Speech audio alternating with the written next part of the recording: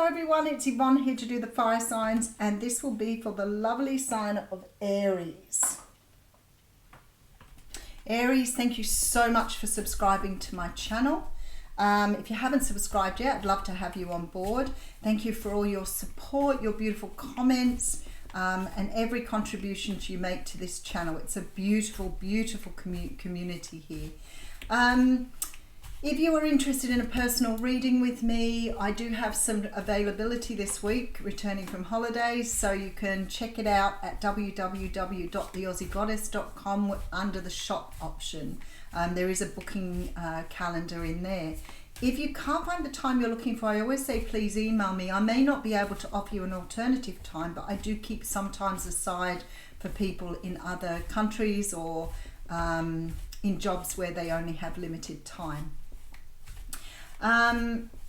If the reading resonates with you, I do ask that you give it a thumbs up, but if you find the reading doesn't resonate, please make sure that you check out your moon, your rising or ascendant, and also your Venus. They might give you a little bit more information about your journey. Sometimes I think it's good to look at a few different ones because we are predominantly working with our sun sign, so that's the sign you always recognize yourself as. But actually many of us feel more comfortable reading up on our moon signs or our ascendants, and I know there are periods of time in my life where my ascendant or my rising is so much more dominant. If you're after love, then your Venus is very important. All right, we're using the Merrill Tarot for your reading today, so let's see what's going on with Merrill's Tarot. All right, beautiful. We have the Seven of Cups coming through. Now, the Seven of Cups is a card that talks about, it's about illusion and dreams. It can sometimes talk about confusion because you have a lot of options here with the Seven Cups, and it's hard to decide when you don't actually know what's in the cup.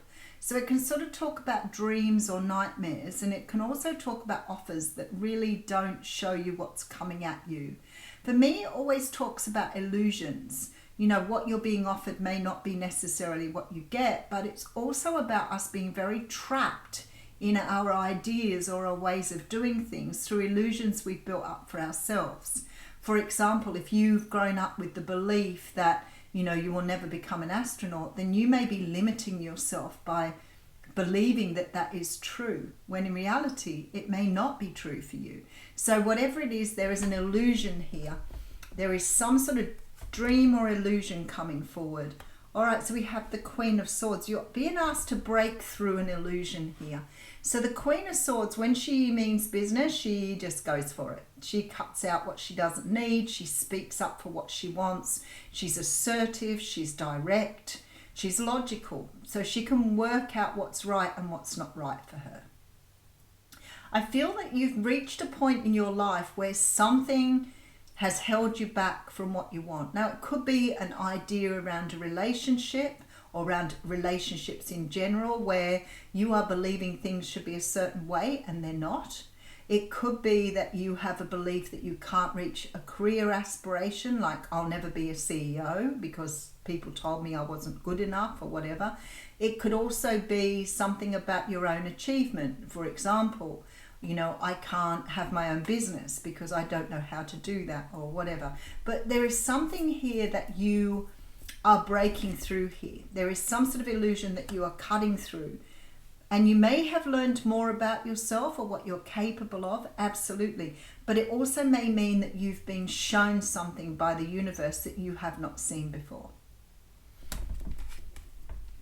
All right, so we have the moon. There it is, right there. So the moon talks about things hidden within us, as well as things hidden by the universe. So the energy of the moon is sort of like the nighttime. You know, if you think of the nighttime and how hard it is to see things at night compared to the daytime, and the moon talks about things hidden below the surface, like your own inner demons, your own worries, your own fears. And I feel like you're cutting through something here. Some sort of fear, some sort of energy here of doubt, they're telling me. So I don't know where I'm getting doubt from. Some sort of doubt about yourself. Some sort of doubt that you have, you know, you may have had a toxic childhood where people told you you weren't beautiful. you know, you were ugly. People might call you names. And you somehow or another, with this illusion here, believed what you were told. So now that's your belief. And when I see the moon card, I feel like you're about to bring something to the surface here. Something that is going to help you move forward, because I see an Ace of Cups. I feel like for some of you here, look, we have the Lovers behind that. And the Magician. You are manifesting a love of a lifetime here. You are manifesting the love of a lifetime. Perhaps you believed somehow or another deep within you, you weren't entitled to love.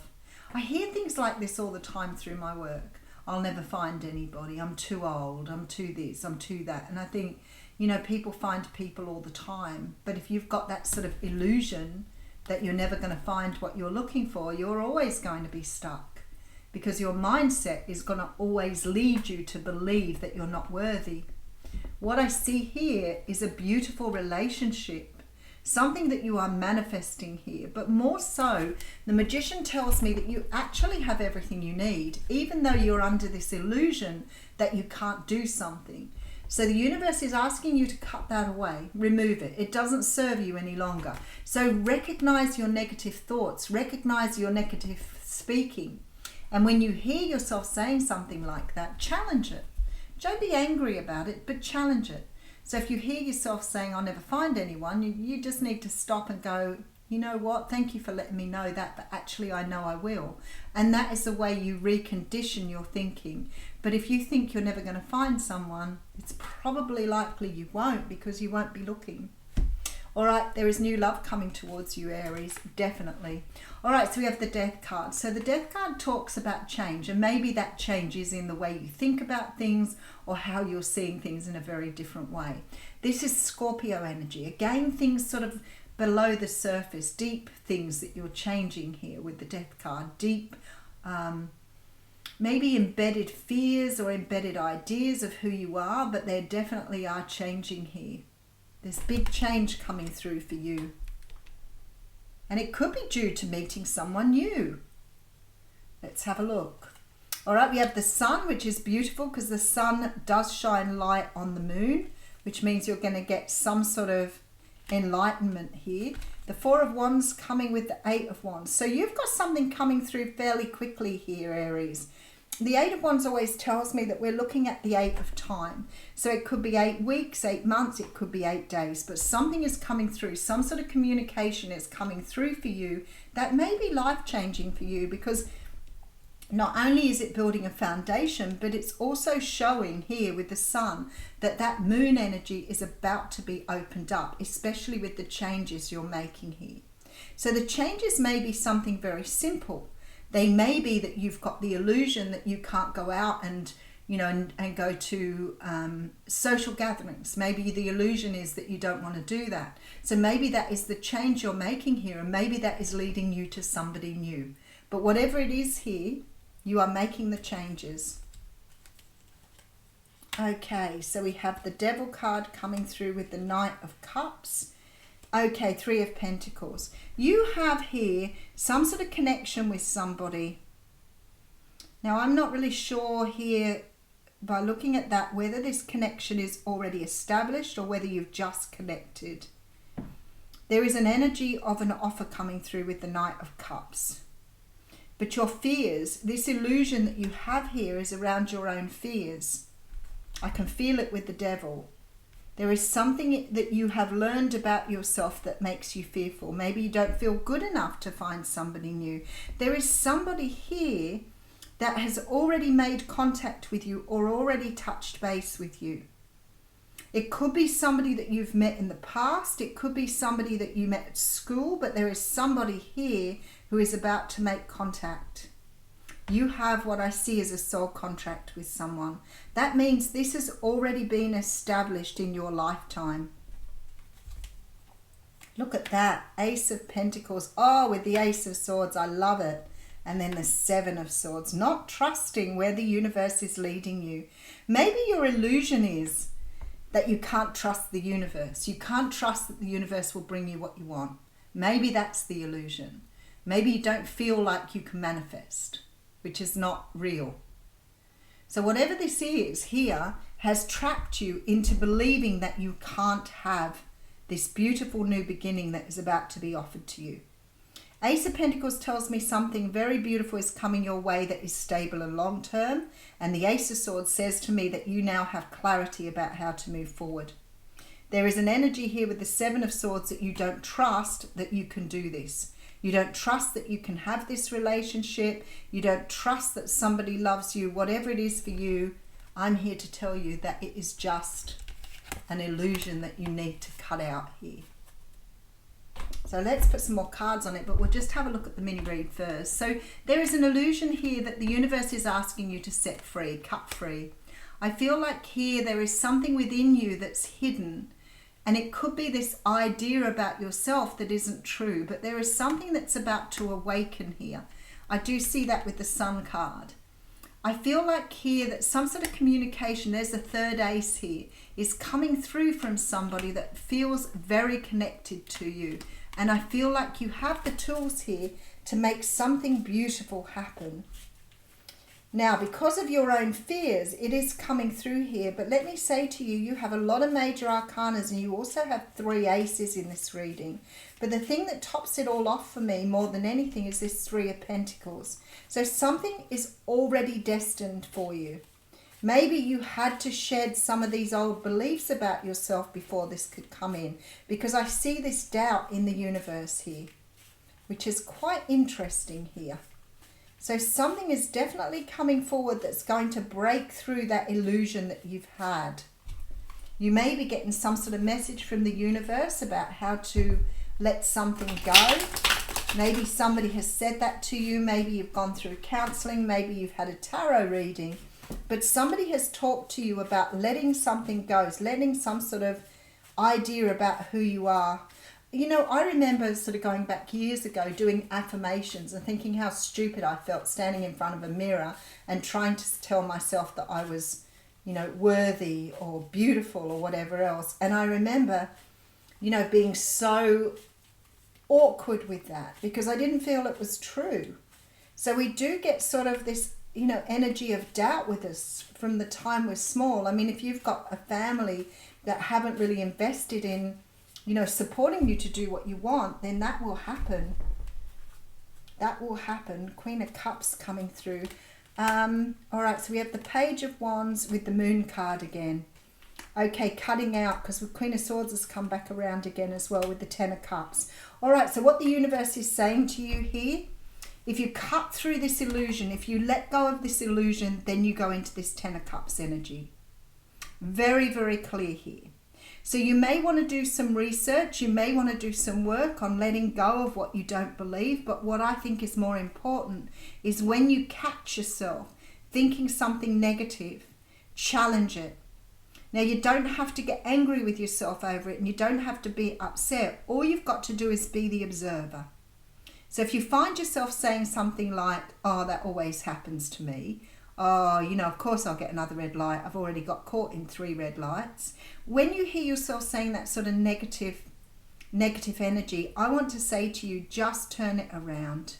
Just be able to say to yourself, you know what, that's not true. That's not true. Just because it's happened before doesn't mean it will happen again. It's so not true. And once you start to challenge that way of thinking, you're going to let go of these doubts you have here and you're going to allow a beautiful new love to come towards you. I can see it here. You have some sort of contract here.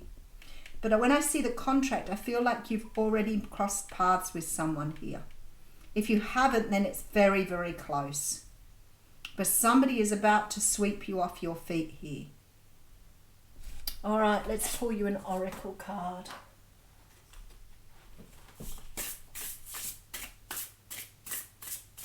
Oh, straight away.